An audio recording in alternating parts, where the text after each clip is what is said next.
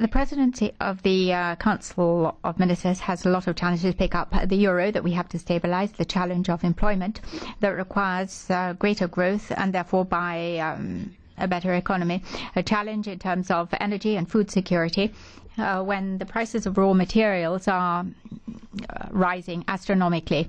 And I have no doubt that in terms of the Commission, Parliament and the Council, the Hungarian President will be able to pick up these challenges. Mr. President of the Council, you have gained the confidence of your electors in Hungary, and you base your philosophy on an ideal, a value, that of freedom and democracy.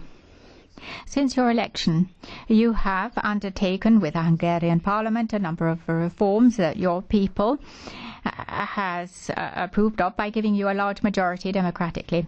Today, one of these reforms, that concerns the media, is a subject of a legal analysis on the part of the European Commission, the guardian of the treaty. And you yourself last week declared during your talks with President Barroso and since, and for this I thank you, that if there is in this law any incompatibility with European legislation, you will submit the necessary changes to your Parliament. And I believe in your word.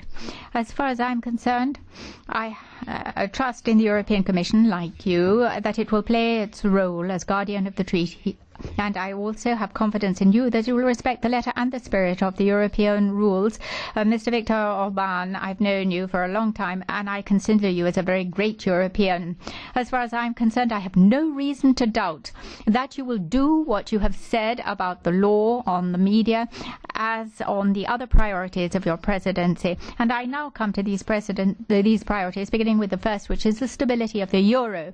It is perhaps a good thing that the two presidencies of the Council that will follow on in 2011 will be taken on by the countries that don't belong to the euro but who are thinking of coming in very quickly. Both Hungary and Poland could come in and have every interest in ensuring the stability of this currency.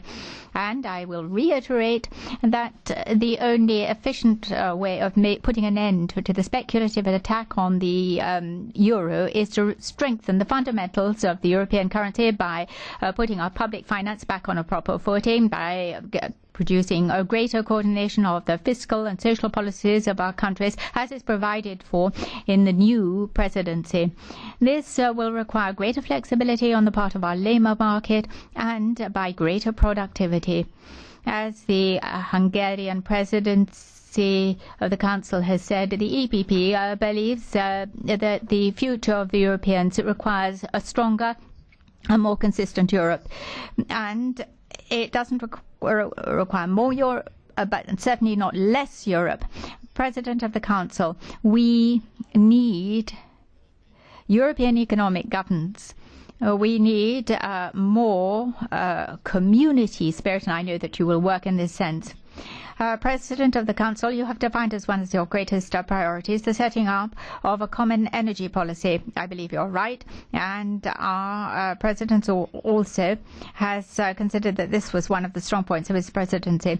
I endorse this, but I'd also alert you to the very worrying consequences of a rise in raw materials that has occurred in the last few months. We have seen what has happened in various Mediterranean countries, of the social implications of such a rise in basic commodities, particularly for the poorer countries. I hope that Europe will take its problem seriously and will attack those that engage in speculation.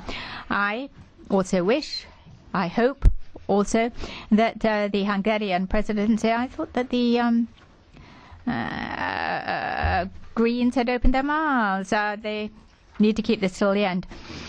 I hope also that the Hungarian presidency will support the Commission in its assistance to Tunisia, that is living through important times, and that should be insisted in exchange.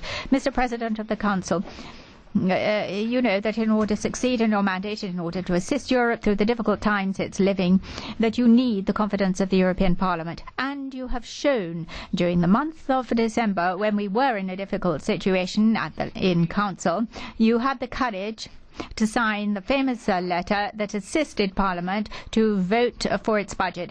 Thank you in advance, and thank you for what you've done in the month of December. Since January, You've considered political groups as one of your priorities. You've chosen Nicola Gurri, who is a former communist colleague of European affairs, and these are positive signs that I'm sure will be accompanied by a perfect balancing of the reforms that you undertake and the European values that we all defend together. Thank you. And